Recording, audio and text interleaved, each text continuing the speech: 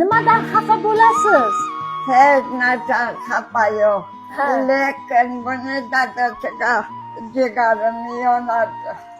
Kimni farzandi oldida Ha.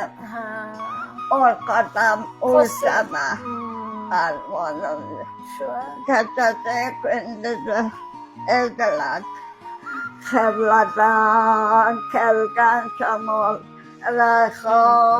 rayhonginamni quritdi.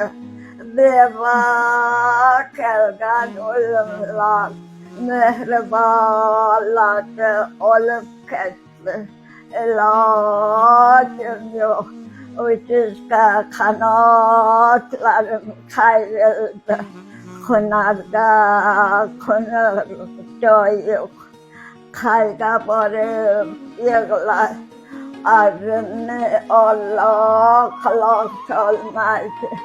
Mayli boriga shukr. Balagnam umriga rizqi Xudoyim barakat qilsin.